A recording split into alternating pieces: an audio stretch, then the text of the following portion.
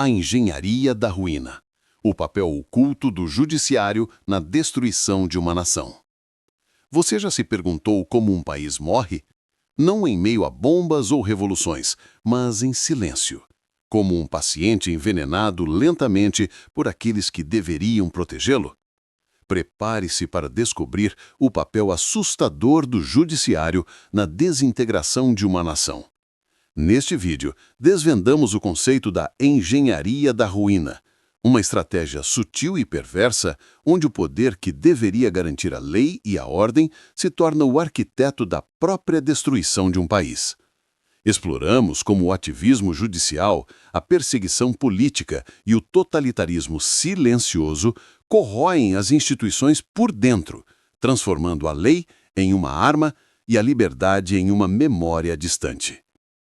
Analisamos como a toga de um juiz pode se tornar um manto de poder absoluto e como a censura e a asfixia legal matam o debate público e a livre expressão. A história nos mostra que o inimigo nem sempre está fora das fronteiras. Às vezes, ele está dentro, usando as palavras da justiça para silenciar a dissidência. Este não é apenas um vídeo sobre política, é um alerta sobre a fragilidade da democracia e a importância da vigilância cidadã. A verdade é mais assustadora do que a ficção. Se você se importa com o futuro do Brasil e quer defender nossa liberdade, este vídeo é para você. Dê um like e inscreva-se no canal para não perder nosso conteúdo. Compartilhe. A verdade, como a liberdade, exige vigilância. Compartilhe este vídeo com seus amigos e familiares que desejam resgatar a liberdade de nosso país. Vamos juntos abrir os olhos para o que está acontecendo e lutar por uma nação verdadeiramente livre. A engenharia da ruína. O papel oculto do judiciário na desintegração de uma nação. Você já parou para pensar em como um país morre? Não com o estrondo de uma bomba, não com o clamor de uma revolução nas ruas, mas em silêncio. Como um paciente que definha, lentamente, enquanto os médicos, aqueles que deveriam salvá-lo, apenas observam. Ou pior, injetam o veneno gota a gota. Para a maioria de nós, a imagem de uma nação em colapso é caótica. Tanques nas ruas, líderes em fuga, uma economia em frangalhos. Mas e se a verdadeira ruína começar não com o barulho, mas com um sussurro? E se ela for arquitetada não por um general de farda, mas por um juiz de toga? Esta é uma pergunta que assombra a história, e é a essência do que vamos desvendar hoje. O que acontece quando a própria fundação de uma nação, o poder que deveria garantir a lei e a ordem, decide subverter tudo? Se essa pergunta te intrigou, e se você tem a curiosidade de saber o que o futuro pode nos reservar, e o pavor de descobrir, você está no lugar certo. Este é o canal Curiosity and Dread. Por favor, já se inscreva e deixe o seu like. Isso ajuda muito o nosso trabalho. A história nos mostra que a queda de um império raramente é um evento único. É o resultado de uma série de pequenas decisões, de compromissos que se acumulam como uma avalanche. E na base de tudo, muitas vezes encontramos um poder que, de tanto se corromper, se volta contra o seu próprio povo. Estamos falando do poder judiciário? Aquele que deveria ser o pilar da justiça, o guardião da Constituição? Mas e se ele se tornar a ponta de lança de uma ideologia? Se, em vez de interpretar a lei, ele começar a criá-la? Se, em vez de defender a liberdade, ele se tornar o carrasco da dissidência? É nesse ponto que o direito se torna uma arma, a toga, um disfarce, e a sentença, a pena de morte de uma nação. Vamos focar no caso de países que, de forma quase imperceptível, foram sendo minados por dentro. A estratégia é sutil, mas o objetivo é claro: reverter o sistema, corroer as instituições e centralizar o poder de forma absoluta. E a ferramenta para isso não é o fuzil, mas a caneta. Muitos acreditam que o comunismo, por exemplo, sempre chega de forma violenta, uma revolução armada, uma guerra civil. Mas o que o marxismo cultural, tão discutido hoje, nos ensina? Ele sugere que a mudança pode vir de dentro, silenciosamente através das instituições. E qual instituição é mais importante para um Estado de Direito que o judiciário? Pense por um instante. Se você pudesse controlar o judiciário, você não precisaria se preocupar em mudar a lei. A lei já estaria sob seu controle. Você não precisaria de um golpe de Estado tradicional. Você teria um golpe de Estado perpétuo, legitimado pela própria lei que está sendo destruída. A engenharia da ruína não é sobre quebrar a máquina. É sobre desmontá-la peça por peça e reconstruí-la com um propósito diferente. E a peça mais valiosa, aquela que conecta todas as outras, é o sistema judicial. Nos próximos minutos, vamos explorar como isso é possível. Vamos mergulhar em táticas, decisões e precedentes que, ao longo da história e em diferentes partes do mundo, serviram de alicerce para a subversão de um país. Você está pronto para ver como um sistema é corroído por dentro, não com a força bruta, mas com a precisão de um cirurgião? Fique conosco, porque a verdade é muito mais assustadora do que a ficção. Para entender como a engenharia da ruína funciona, precisamos primeiro compreender o que o judiciário deveria ser. Na teoria e nas democracias que se prezam, ele é a balança da justiça, o poder que interpreta a lei, não a cria. O guardião que assegura que nenhum dos outros poderes, o executivo e o legislativo, abusem de sua força. Mas o que acontece quando esse guardião decide que a sua própria interpretação da lei é mais importante do que a lei em si? É aí que nasce o ativismo judicial, um termo que para muitos soa inofensivo, mas que é o primeiro tijolo na construção da ruína. O ativismo judicial não é, em sua essência, a simples interpretação da lei, mas a sua reinterpretação para se adequar a uma agenda política ou ideológica. É o momento em que a caneta do juiz se torna a espada do legislador. E os resultados, como veremos, são perigosos. Vamos pegar como exemplo a história de como regimes totalitários, em diferentes épocas, usaram o judiciário para minar a oposição. Nos tempos da União Soviética, a justiça era um braço do Partido Comunista, os julgamentos eram farsas e as sentenças eram decididas de antemão. Isso para nós é óbvio, ninguém questiona que aquilo era uma distorção. Mas a nova engenharia é mais sutil. Não se trata simplesmente de prender o oponente por um crime que ele não cometeu, mas de criar um novo tipo de crime, um crime de opinião, por assim dizer, de usar a própria estrutura legal para calar a dissidência. A tática é simples. Primeiro, o judiciário começa a se intrometer em áreas que não são de sua competência. Em vez de decidir se a lei foi quebrada, ele passa a decidir se a lei é boa ou justa. Essa é a porta de entrada para a ideologia. Com um pretexto de justiça social, combate à desinformação ou proteção de minorias, ele começa a legislar a partir de suas decisões. E a cada passo, a cada nova decisão que usurpa a função do parlamento, o sistema se torna mais frágil.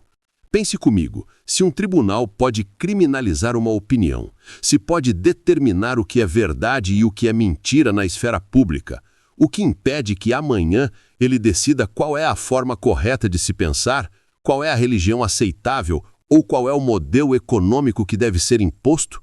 O conceito de liberdade que tanto nos é caro passa a ser uma concessão, não um direito.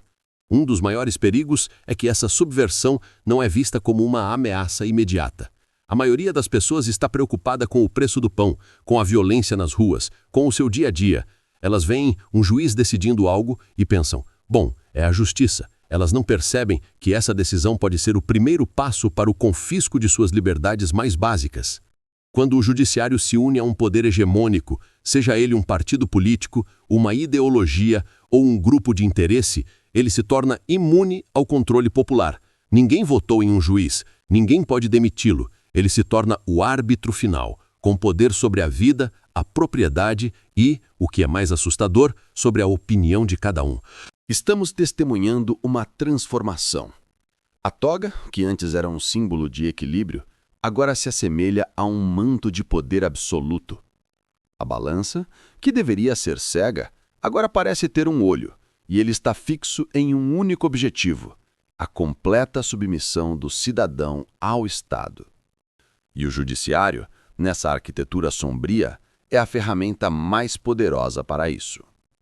A engenharia da ruína, portanto, começa com o ativismo judicial, mas não para por aí. Na próxima parte, vamos explorar como essa erosão sutil da lei pode levar à perseguição política e à criação de uma nova elite, a elite judiciária. Você está pronto para ver como a lei que deveria nos proteger pode se tornar a nossa maior ameaça? Fique ligado! Se o ativismo judicial é o primeiro passo para a ruína, a perseguição política é a consequência inevitável. Mas não pense em perseguição como nos velhos tempos, com prisões em massa e fuzilamentos em praça pública. A nova tática é muito mais sutil, muito mais cruel e infinitamente mais difícil de combater. É a estratégia da asfixia legal. Imagine que o judiciário não precisa prender você por um crime que não cometeu. Ele só precisa criar um processo. Um processo que se arrasta por anos, que consome sua vida, sua fortuna e sua reputação. A pena não é a cadeia. A pena é o próprio processo. Essa é a beleza e a crueldade da nova engenharia da ruína. A lei não é usada para julgar, mas sim para punir. E a punição é a perda da liberdade de expressão, a destruição financeira e a completa marginalização social. Pense, por exemplo, na criação de inquéritos secretos, onde o acusado não tem acesso às acusações contra ele, ou na imposição de censura prévia, algo que a maioria das constituições democráticas proíbe. Decisões judiciais que, em nome de combater o ódio ou a desinformação, acabam por silenciar vozes dissidentes. A tática é clara: usar o medo.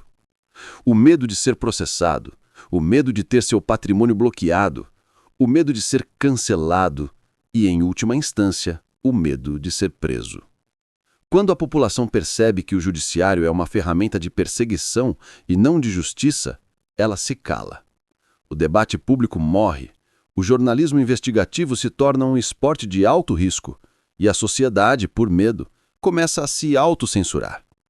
A liberdade não é retirada de forma abrupta, mas é entregue voluntariamente, um pequeno pedaço de cada vez. E é aqui que o judiciário se torna um poder quase onipotente. Ele não responde a votos, ele não responde à opinião pública, ele não responde a nada, exceto a si mesmo e a sua agenda. Ele se torna o árbitro final da verdade, o executor da lei e o guardião da ideologia dominante. Em um cenário como esse, não importa mais se você está certo ou errado, não importa se a Constituição está do seu lado. O que importa é se você tem a aprovação da toga. E se você não tiver, sua vida pode ser destruída não por uma revolução, mas sim por um simples despacho. O judiciário, que deveria ser o pilar da democracia, se transforma em seu principal coveiro. Ele não apenas permite que o país seja degradado, ele se torna o principal agente dessa degradação. E o mais assustador de tudo, ele faz isso em nome da própria lei que está destruindo. A engenharia da ruína atinge seu ápice quando o judiciário se torna um poder soberano, uma casta de intocáveis. E a nação, que antes era uma república de cidadãos, se torna um rebanho de súditos, acorrentados não por correntes de ferro, mas por fios invisíveis de burocracia e medo. Na nossa parte final, vamos ver o resultado de toda essa arquitetura sombria: a completa submissão do indivíduo ao Estado. A vitória do totalitarismo silencioso, onde a liberdade se torna uma memória distante e a obediência a única virtude. A questão não é se você concorda com o que está acontecendo. A questão é: o que você fará quando a lei, que deveria te proteger, for usada para te silenciar? Chegamos ao ponto final desta jornada, onde a asfixia legal atinge seu objetivo, onde a balança da justiça é finalmente jogada fora. Este é o crepúsculo da liberdade, o resultado inevitável da engenharia da ruína. A cena final é deprimente e assustadora. Um país que, aparentemente, ainda é uma democracia, mas que já se tornou um Estado totalitário. O que caracteriza esse novo tipo de totalitarismo? É a completa inversão de papéis. O cidadão, que antes era o senhor da lei, se torna o servo do Estado. O judiciário, que deveria protegê-lo, se torna o executor da vontade do poder dominante. E a lei, que deveria ser a bússola, se torna a corrente que amarra a todos. Nesse cenário, não há mais espaço para a divergência. A crítica ao poder é vista como um ataque à própria nação. A livre expressão é confundida como crime de ódio ou fake news, e a dissidência política com subversão e terrorismo. O judiciário, nesse ponto, não precisa mais se disfarçar. Ele se tornou, abertamente, a polícia do pensamento. A história nos ensina que a transição de uma república para uma tirania quase sempre passa pela corrupção das instituições. Mas o que estamos vendo agora é algo novo, uma forma de subversão que não precisa de violência física, mas de uma violência psicológica e legal. É a morte por 1000 cortes, onde cada corte é uma sentença, cada gota de sangue é uma liberdade perdida, e o carrasco é aquele que deveria defender a vida. A moral da história, a lição mais aterrorizante, é que o inimigo de uma nação livre nem sempre vem de fora. Nem sempre é um exército invasor. Às vezes, ele já está dentro, usando as roupas da lei, as palavras da justiça e a autoridade da Constituição. E quando o guardião da lei se torna o coveiro da liberdade, a única esperança que resta é a consciência do indivíduo. A engenharia da ruína é, no final das contas, um projeto de desumanização. Ela não apenas destrói a nação, mas também a alma de seus cidadãos. Ela nos convida a sermos complacentes, a nos calarmos por medo, a aceitarmos a perda da liberdade em troca de uma falsa sensação de segurança. E o grande pecado, a grande tragédia, é que muitos, na sua apatia, aceitam a troca. Pense nisso. O que é mais assustador? Um governo que te força a obedecer ou um que te convence a aceitar sua própria servidão? A próxima vez que você vir uma notícia sobre uma decisão judicial polêmica, uma que parece ir contra o senso comum ou a própria lei, não a ignore.